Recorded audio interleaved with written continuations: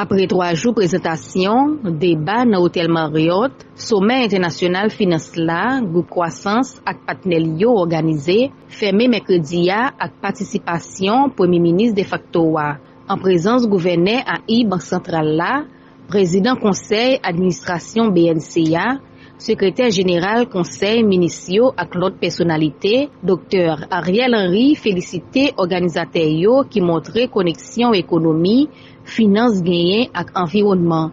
Ariel Henry. Permettez-moi de commencer mes propos en félicitant celles et ceux qui ont pris l'initiative d'organiser ce sommet de la finance qui est en train de devenir une tradition. Je les félicite surtout pour avoir choisi d'attirer l'attention de nos financiers, de nos économistes et de nos décideurs sur l'importance du lien qui existe entre la finance et l'écologie. Je n'ai malheureusement pas eu le temps de suivre toutes les présentations des spécialistes qui sont intervenus les 2 premiers jours. J'ai tout de même eu des échos du discours magistral du professeur Paul Latortue qui a démontré l'importance du lien qui existe entre l'économie, la finance et l'environnement. Il pourrait sembler quelque peu surréaliste pour l'élite intellectuelle haïtienne de prendre le temps de se pencher sur un sujet pareil à un moment où notre pays traverse une crise multidimensionnelle sans pareil dans notre histoire. Mais justement, c'est là que cette initiative paraît judicieuse et constitue une manifestation de la foi que nous avons dans l'avenir de notre patrie commune.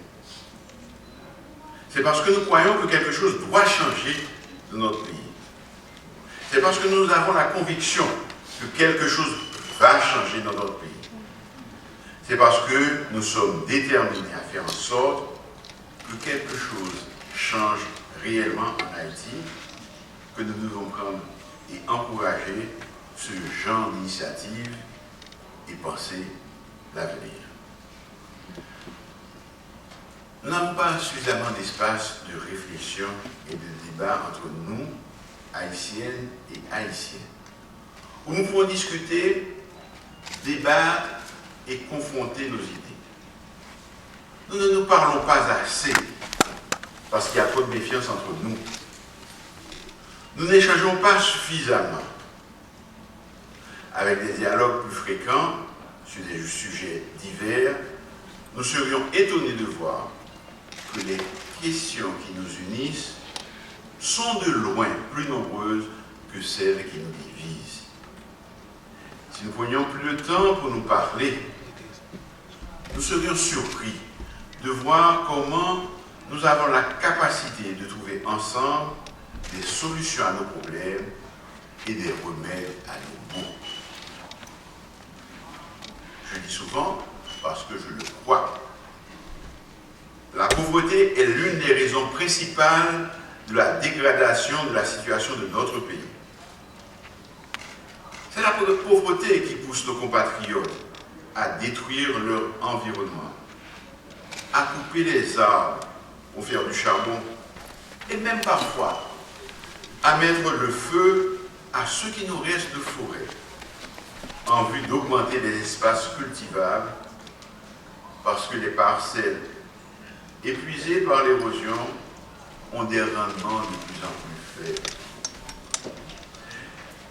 C'est la pauvreté qui fait de nos jeunes et même de nos enfants des proies faciles pour les gangs qui les recrutent, les droguent et les utilisent pour réaliser leur forfait.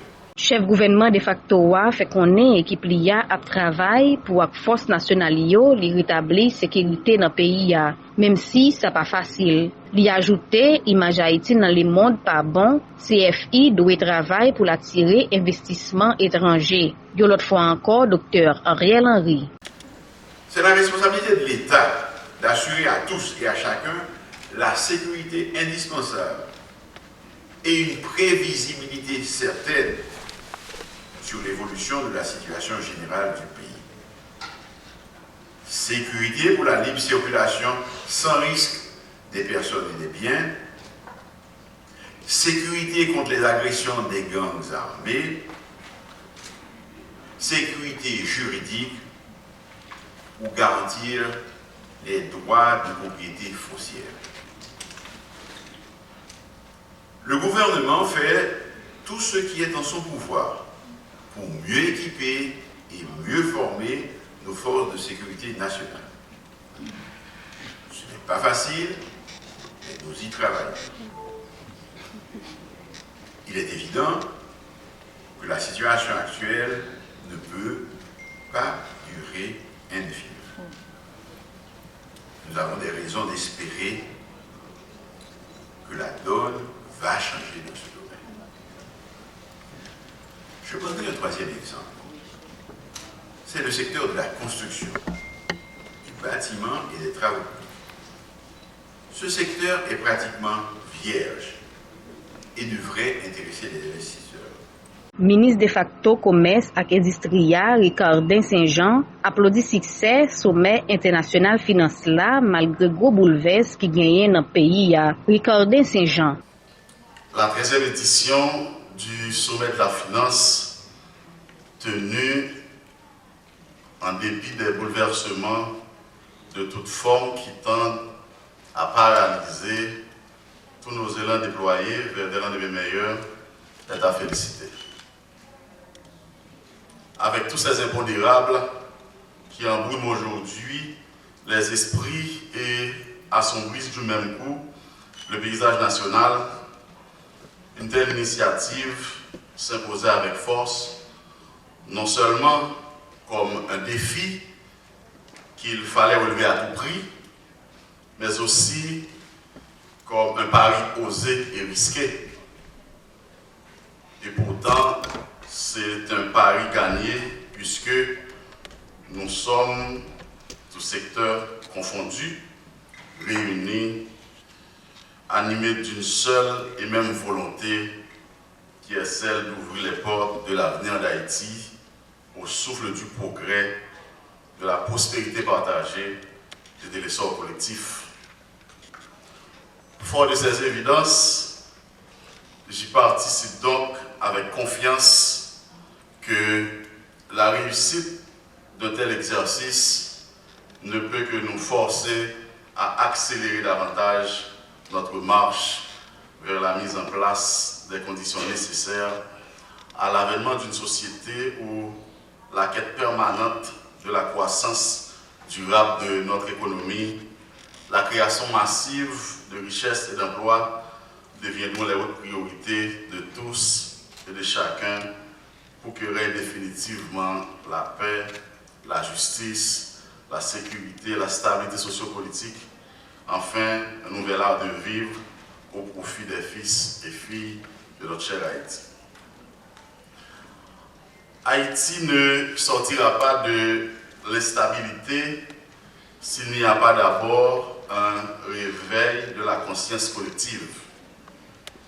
Et cet exercice que le Centre de facilitation des investissements, en partenariat avec le groupe Croissance, nous a conviés à participer aujourd'hui, constitue une preuve éloquente que les autorités politiques, les responsables du secteur de la finance, ainsi que les organisations de la société civile sont désormais debout et bien éveillés, prêts à mutualiser leurs efforts, énergie et intelligence pour sauter les verrous qui bloquent la voie vers le développement durable.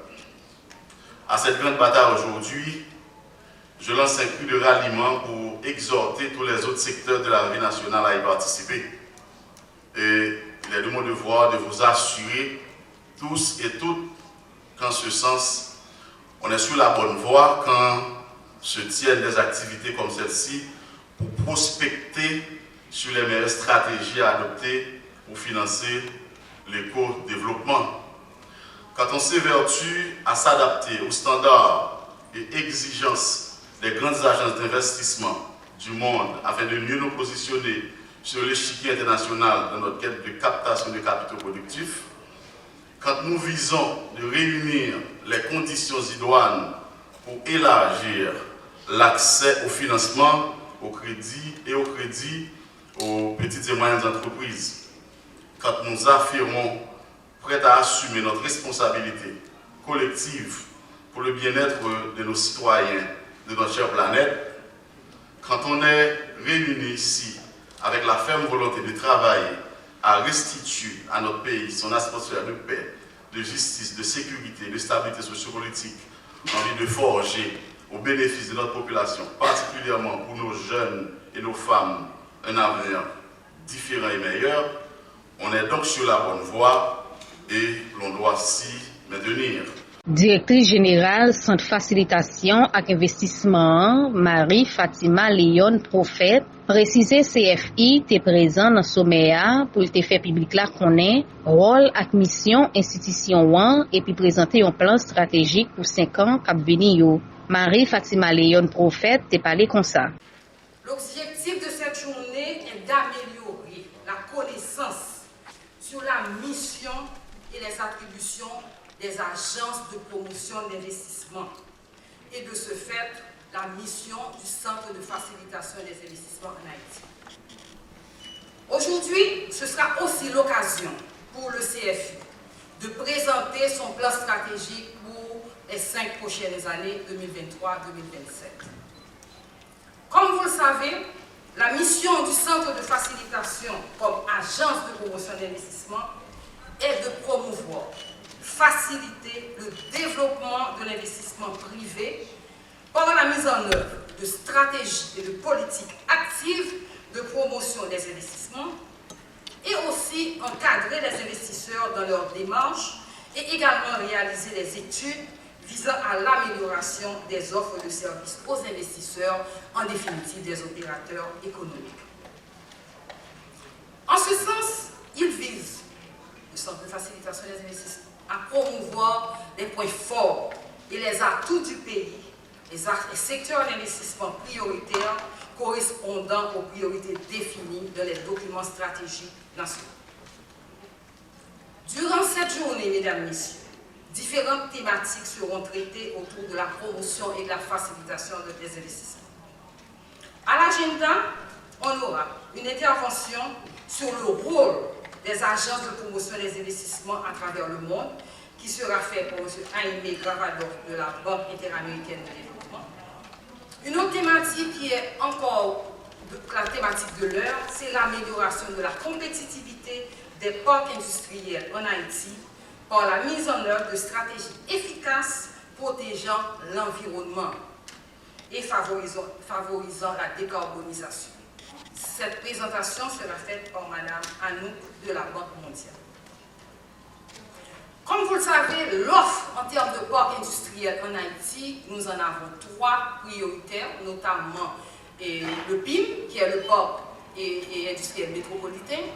Nous avons le parc industriel de Caracol et nous avons aussi Coléville avec une gestion privée.